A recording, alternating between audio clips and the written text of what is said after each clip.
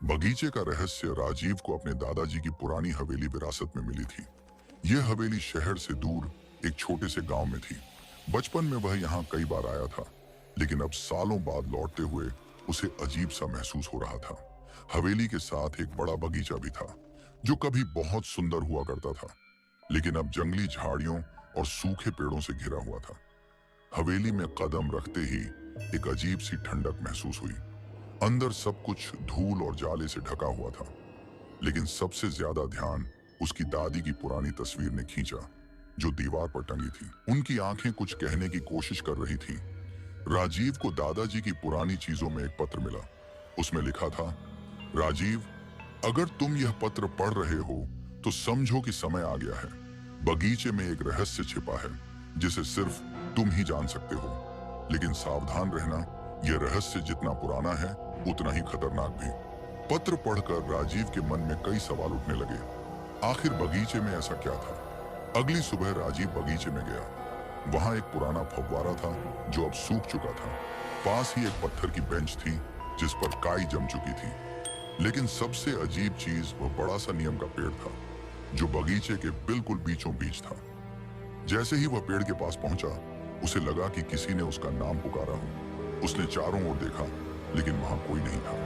अचानक हवा तेज चलने लगी और पत्ते जोर जोर से सरसराने लगे। उसे लगा जैसे किसी ने उसके कंधे पर हल्का सा हाथ रखा हो। डरते डरते उसने नीचे जमीन पर देखा, जहां मिट्टी थोड़ी हटी हुई थी। उसने खुदाई शुरू की और कुछ ही देर में उसे वहां एक लोहे का छोटा सा संदूक मिला। राजीव ने किसी तरह संदूक खोला।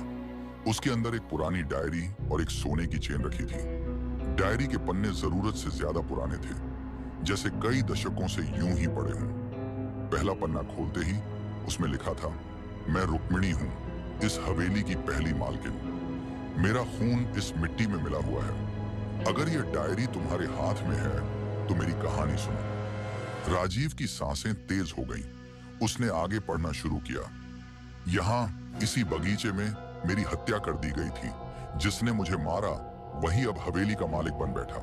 मेरी आत्मा तब तक मुक्त नहीं होगी जब तक सच्चाई सामने नहीं आएगी। राजीव को याद आया कि दादी माँ का नाम भी रुक्मिणी था। क्या यह उन्हीं की डायरी थी? लेकिन यह कैसे हो सकता था? दादी की मौत तो सामान्य थी, फिर यह सब क्या था? डायरी के आखिरी पन्ने पर लिखा था, नीम के पेड़ के नीचे जो सोने की चेन है, वह मेरे हत्यारे की पहचान है। उसे पकड़ो और मुझे न्याय दिलाओ। राजीव उलझन में था। उसने चेन को ध्यान से देखा। उस पर आरवी के अक्षर खुदे हुए थे। यह नाम तो उसके दादा रामवीर सिंह के नाम के पहले अक्षर थे। क्या यह सच था? क्या उसके दादा ही दादी के हत्यारे थे? राजीव के दिमाग में बचपन की बातें घूमने लगी। उसने हमेशा सुना था कि दादी अचानक गायब हो गई थी और दादाजी ने कभी इस बारे में बात नहीं की। क्या यह इसीलिए था क्योंकि उन्होंने ही उन्हें मार दिया था? वह बगीचे से भागकर हवेली में आया और दादाजी की पुरानी अलमारी टटोली। उसमें उसे एक और पत्र मिला, जो शायद दादाजी ने खुद लिखा था। उसमें लिखा था, मैंने जो किया उसका पछतावा मुझे जीवन भर रहा। रुक्मिणी को मारना मेरा सबसे बड़ा अपराध था, लेकिन सच्चाई यह है कि मैंने उसे मारा नहीं, बल्कि हवेली के लालच में मेरे छोटे भाई ने उसकी हत्या की। मैं उसे बचा नहीं पाया। यह पढ़कर राजीव की आंखें नम हो गईं। उसके दादा दोषी नहीं थे, बल्कि उनके भाई यानी रघुनाथ सिंह असली हत्यारे थे। लेकिन रघुनाथ अब इस दुनिया में नहीं थे। अब सवाल था, क्या रुक्मिणी की आत्मा को न्याय मिल सकता था? राजीव ने चेन और डायरी लेकर उसी रात बगीचे में जाने का फैसला किया। उसने वहां जाकर कहा, दादी, मुझे सब पता चल गया है। आपके असली हत्यारे का नाम मैंने जान लिया है। आपकी आत्मा अब मुक्त हो सकती है। जैसे ही उसने यह कहा, नीम के पेड़ से हल्की सी रोशनी निकली और वहां रुक्मिणी की परछाई दिखाई दी। उन्होंने मुस्कुराकर राजीव की ओर देखा और कहा, धन्यवाद बेटा, अब मैं मुक्त हूं।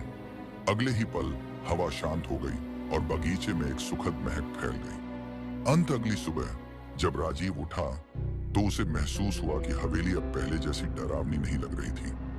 बगीचे में अब अजीब घटनाएं नहीं हो रही थी। उसने तय किया कि वह हवेली और बगीचे को फिर से बसाएगा, ताकि यह एक खुशहाल जगह बन सके। लेकिन जब उसने आखिरी बार नीम के पेड़ की ओर देखा तो उसे उसे लगा जैसे वहां कोई खड़ा होकर उसे देख रहा है।